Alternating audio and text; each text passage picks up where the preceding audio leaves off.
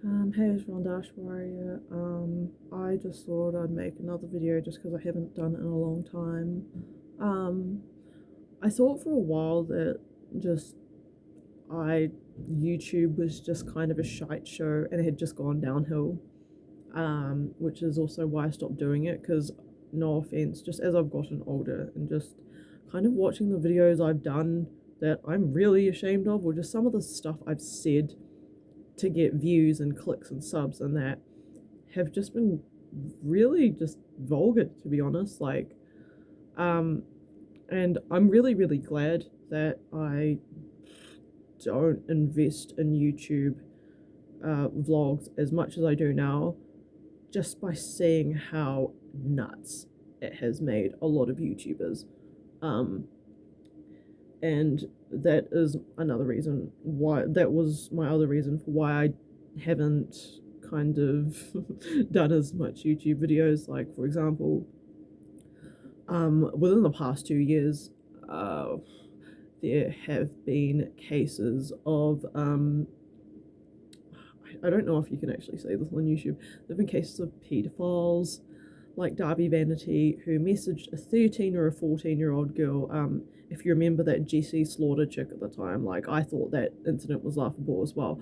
I just thought, but even at the time, even though I thought she was kind of like the Leave Britney, or the Chris Crocker of YouTube, I thought it was still really messed up that her own band started to diss her. Like, this is a 13-year-old girl. Like, like, it sounded like she was up herself in that, but it's just really, it was just really disgusting the way this band kind of took the piss out of this little girl, basically. Only come to find that this guy had raped her, you know.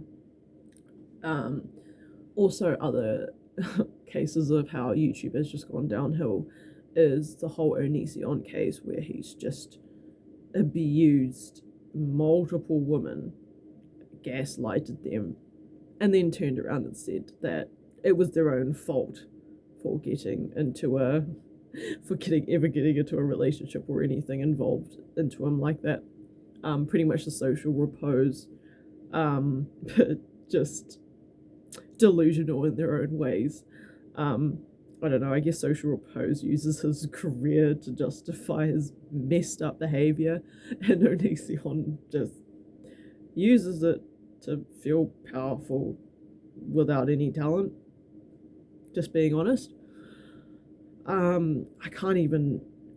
Just this whole dumpster fire YouTube has exposed this has just made me realize more and more I do not want to associate with this kind of brand. Like, I do find YouTube fun to do, but in healthy doses or in moderate amounts. This is exactly why I don't want to get invested into YouTube. I'm scared I'll just go just as crazy as these nut jobs and do something messed up, you know. And it's so easy to just go off the rails and become Jake Paul. It's so easy. It probably doesn't help the fact that he was signed with Disney at one point as well. Um, but there's just, just Logan Paul filming that dead body. He's shown remorse for that. I'll give him that. He's the only social media influencer or YouTuber that has actually owned up to his actions and has worked his ass off trying to right his wrongs. I still don't like the guy, but he still has at least some of my respect, which is more than I can say for any of these YouTubers. Logan Paul must have a really good PR team, if I'm going to be honest. And then Gabby Hanna, a prime example of someone that doesn't have a good PR team or just doesn't listen to them. She is the sniper wolf, or the sexy sniper of YouTube, without the sluttiness. Another person that has made me want to quit YouTube. It's like how someone can cover up sending nudes to join elite clans on Metal Gear Online. They were like 13 or 14 or whatever, and then create a whole new channel and then deny that they ever had a past like that just is beyond me. How someone thinks that they can hide something that bad, you know. I've noticed that no one's perfect and everyone has a past, but I don't play dumb when I get, outed for stuff like that. Like, I know I messed up.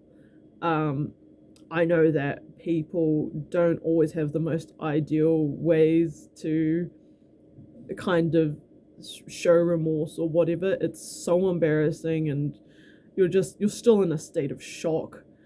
But I would say by far, she along with Social Repose have been the worst people. Like, they don't even show that they care. Like, I'm scared that when I apologize, I don't look genuine enough, or I just look like a psychopath or just a sociopath. These people don't even try because they can't. Like, or they're just, a large majority of YouTubers are sociopaths or narcissists. There is no middle ground for this. It's just like watching a live action movie of Joffrey. But yeah.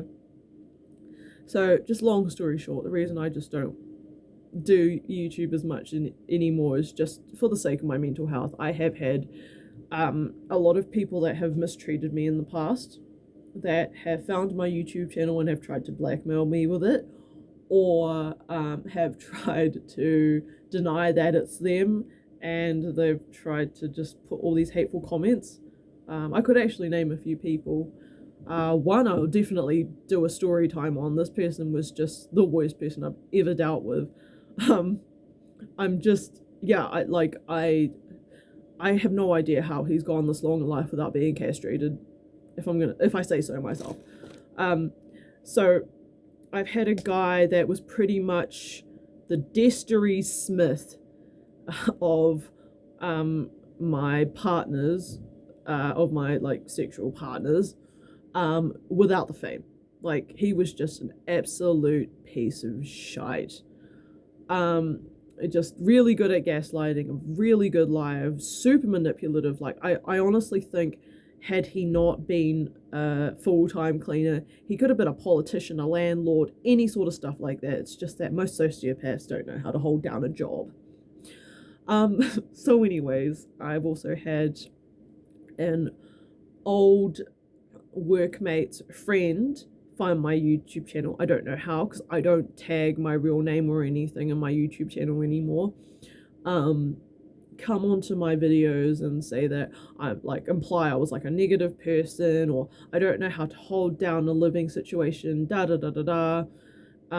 when clearly this person does not understand that when you move out of mummy and daddy's house, most places you live in only have a 6-month lease, and a lot of the people you live with, such as flatmates, it's not always going to be rose-colored glasses and rainbows and butterflies and all that sort of nonsense. This person, I was so angry at this person for a long time, and I just didn't want to do YouTube videos in case anyone just thought I was just a negative, just pessimistic person, when in actuality I used my vlogs or my YouTube channel as just a platform to vent out, just to, I don't know, just to show the realistic side of life. Not everything is perfect. I'm not this washed up Disney character or this hyped up TikTok influencer saying, "Hi guys, my name's Emma, welcome back to my channel, here are my tits." I'm not that sort of person. If you wanted someone that was cheery all the time, look at porn. I don't know, I probably sounds like I'm still angry at her. It just, I don't know, I think it's just my personality. I can be out there sometimes. But yeah, I kind of just, in the end, after just time being away from YouTube, I kind of just put things in perspective. I was like, you know what, when this person grows up, moves out of their own place, and realizes what the real world is actually like, and that no one can afford to live on their own, she'll realize, Uh, I don't know. I don't keep track of their life. Like, I'm never going to see this person again. And it is extremely hard to kind of keep to that mentality. Like, obviously, when you're in the heat of the moment, or when you come across a comment, just a really nasty or mean comment that just ruined your day, it's extremely hard to remember you're never going to see this person again. There's no way this person would ever say this to you in real life unless they were high on meth. But yeah, that is also another reason why I've just stayed away from YouTube, just for mental health reasons, just for stalking reasons or blackmailing reasons. People that have kind of, very few people that have tried to sabotage me, or just enjoy watching me vent and then misconstruing that and taking that as I'm doing worse than them, and there's nothing I can do about that, like that's what happens when I put my public stuff out there. I think one of the girls that was reviewing Gabby Hanna's poetry, she said it very, very bluntly, and I took note of that. She said, if you don't want criticism, don't put it out there. And it made me realize, yeah, there is nothing I can do about it. I mean, I can hide my videos or whatever, but people have already seen it. There's nothing I can do about it. All I can do is just either take it with a grain of salt, or just, I don't know, move on, or I could spend the rest of my life fighting YouTube trolls or whatever, and I'd prefer not to do that. But yeah, it was mostly just the state of YouTube that has put me off, like just seeing all these just criminals being exposed, like pedophiles, rapists. It's not corona. The fact that Sam Pepper still has a platform after he got outed for sexually assaulting, sexually harassing, or raping girls, with no proof, but a lot of victims coming forth, It's just really messed up, and he's just hanging out with even shadier people. But yeah, just thought I'd give my kind of 2 cents into it. I actually am doing well with my life, despite the fact that all this stuff is happening. I could probably tell myself right now it would be a lot worse if I was still drinking. I've been sober for a year now, thanks to having a sponsor. I'm not ashamed of that. I would strongly recommend, if anyone's recovering from alcohol, that I'm not gonna say like every detox. I've been to 2 so far. I've done 2 detoxes. I've relapsed 5 or 6 times. I would strongly recommend you get a sponsor as soon as possible if you ever do AA. But yeah, that is also another reason why I don't do YouTube as much as well, because I am a part-time student. I'm studying distance or extramural. I am also working casual as I can't really say, just in case some stalkers find this. I'm definitely not a waitress or a housekeeper anymore. But I am a part-time. I do work in casual retail. I do. I am a part-time student, and I'm thinking about getting another job to support myself. So yeah, that doesn't leave me a lot of time to kind of just record my life. I do not have the same lifestyle as when I was 19. I barely have time to play games anymore. I played Borderlands 3 with my partner maybe Saturday night. I think that was the longest I've ever played a game in years, to be honest. But yeah, it's just, to put it bluntly, if I'm not studying, I'm working. If I'm not working, I'm spending time with my partner. If I'm not spending time with my partner, I'm doing 2 of these other things. I just haven't had a break for maybe what feels like 2 weeks now, and I've had to ask for just a 4-day break just so I can keep up with my studies now that the semester's back on. And I'm only doing 1 course this semester. It's Introduction to Journalism, and I can honestly say, like, there's a reason why people have said that this is the second hardest course ever. It terrifies me to do introduction to marketing because I've done marketing research before. I've done a paper on that before, and it's so tedious, it's so irritating. I wanted to claw my eyes out by the end of that course.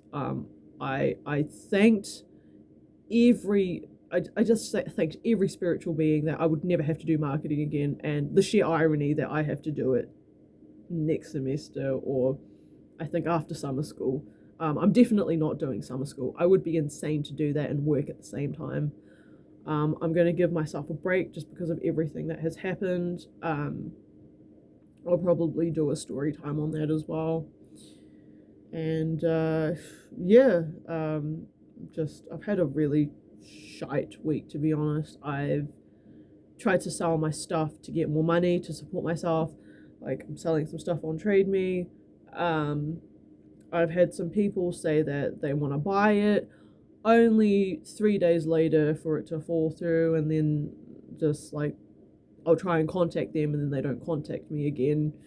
And I mean, there's nothing you can do besides leave a bad review. It still irks me, and then just the fact that I've had to find another living situation when I don't have money to begin with in the first place. Like, some days I feel like I'm just taking 4 steps forward and then 3 steps back. Like, this teetering, or this, it feels like it's just a kind of fruitless endeavor. But there's nothing you can really do. Like, I've learned that with recovery, all I can do is try. I can't really control everything happening around me. All I can do is just do my best.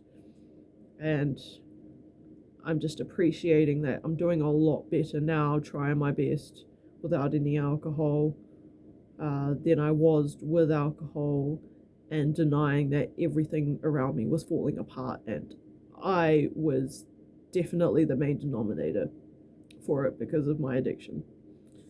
And I'll probably just leave it here.